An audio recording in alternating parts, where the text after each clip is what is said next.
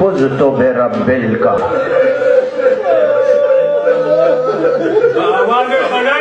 خدا کی قسم، خدا کی قسم، خدا کی قسم، کیا کامیابی کا اعلان ہے، کیا بقا کا اعلان ہے. سر مبارک پہ شمشیر لگی ہے. اس وقت علی نے انا للہ نہیں کہا، فزت ورب الکعبہ، رب کعبہ کی قسم میں کامیاب ہو گیا. خدا آپ کو کسی غم میں نہ رلائے سوائے غم اہل بیت کے. بس 2-3 ہی دقیقے ہیں، ان دقیقوں میں کتنا بیان ممکن ہے. آج کی شب ضربت علی ابن ابی طالب. ایک روایت یہ ہے کہ شب ضربت اور صبح ضربت امام حسین کوفے میں موجود نہیں تھے.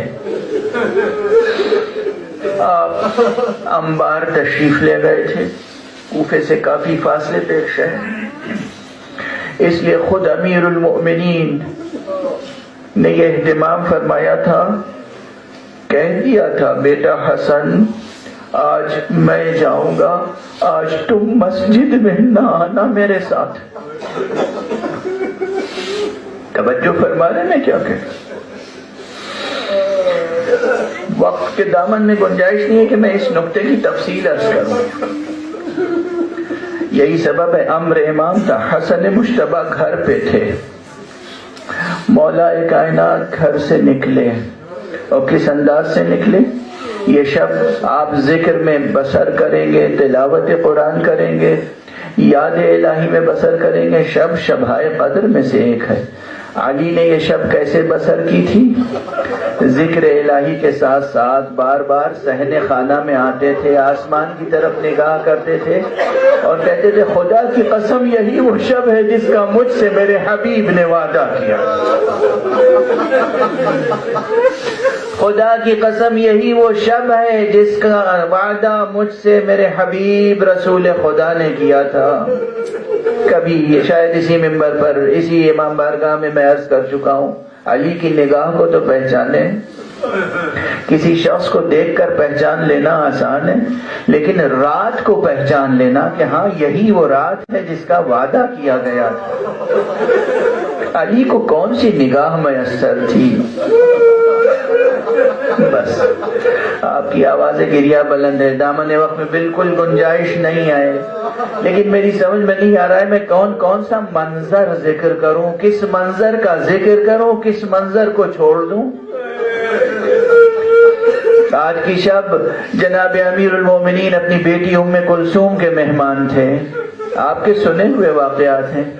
بیٹی نے فرط محبت میں بابا کے سامنے جب افطار کے وقت دسترخوان لگایا تو ایک پیالہ دودھ بھی تھا، نمک تھا، اور امام کی اپنی پسندیدہ سوکھی روٹیاں. ایک مرتبہ جناب امیر المومنین نے بیٹی کی طرف دیکھا، کہا بیٹی کبھی دیکھا ہے کہ میرے دسترخوان پہ 2 چیزیں ہوں. مولا علی کے سیرت نگاروں نے لکھا ہے کہ آپ روزانہ صرف 3 لقموں سے افطار کرتے تھے، اس سے زیادہ 3 لقمے، اور وہ 3 لقمے بھی بس روٹی اور نمک. بیٹی نے نمک اٹھانا چاہا تو کہا نہیں بیٹی دودھ اٹھا لو، نمک رہنے دو. پھر فرمایا میں چاہتا ہوں کہ اپنے رب کی بارگاہ میں پہنچوں تو میرا پیٹ خالی ہو. کیا جملہ ہے! بیٹی کے دل پہ یہ جملہ سن کے کیا قیامت گزر گئی. علی کو معلوم ہے، ام کلثوم کو کچھ نہیں معلوم ہے نا، ابھی زینب کو کچھ نہیں معلوم ہے، ابھی ام کلثوم کو کچھ نہیں معلوم ہے، ابھی کسی کو نہیں معلوم ہے یہ کون سی شب ہے. بس علی ہے، علی کا علم ہے، علی کے کانوں میں پیغمبر کی وصیتیں گونج رہی ہیں. بار بار مصلے سے اٹھتے ہیں، صحن میں آتے ہیں، آسمان کو دیکھتے ہیں، پھر مصلے پر آ کر بیٹھ جاتے ہیں۔ اسی کیفیت میں سحر ہوتی ہے، اور سحر کے وقت جب بیت الشرف سے نکلنا چاہتے ہیں تو ایک مرتبہ جناب ام کلثوم کہتی ہیں بابا آج آپ مسجد تشریف نہ لے جائیں۔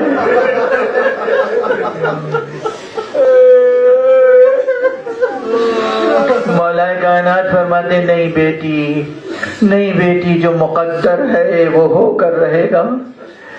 بیت الشرف سے نکلنا چاہتے ہیں، یہ بہت مشہور روایت ہے، علماء اہل سنت نے بھی لکھی ہے، میں نے اپنی آنکھوں سے متعدد کتابوں میں پڑھی ہے۔ کیا قیامت کی روایت ہے، گھر سے نکل رہے ہیں، گھر میں جو مرغابیاں پلی ہوئی ہیں وہ آگے بڑھ کے بلند آواز سے کچھ کہہ رہی ہیں اور اپنی منقاروں سے دامن ابا کو تھام لیتی ہیں۔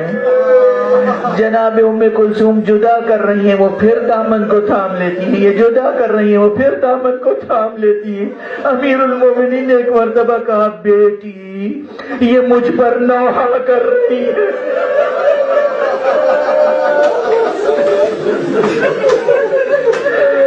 بیٹی یہ مجھ پر نوحہ کر رہی ہے، بیٹی میرے بعد اگر ان کا خیال رکھ سکنا تو رکھنا، ورنہ انہیں آزاد کر دے۔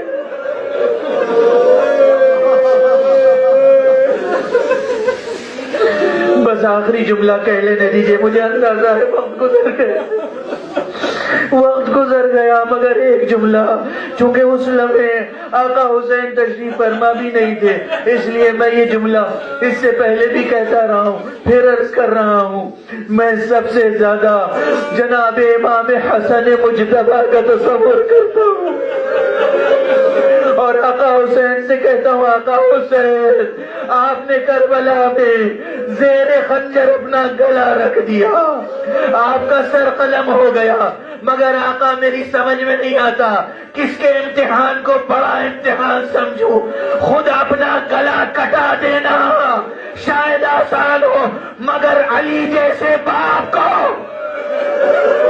سجدے کے حالت میں زخمی دیکھنا، یہ امتحان وہ تھا جو حسن مجتبی نے دیا۔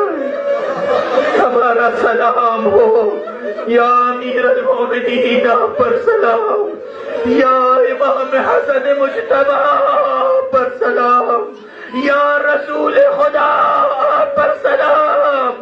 کیا سن رہا ہوں، دنیا نے کیا سنا، یہ 19ویں صبح کو زمین و آسمان کے درمیان کیسی آواز بلند تھی، تحدمت واللہ ارکان الہدی، خدا کی قسم ارکان ہدایت منہدم کر دیے گئے۔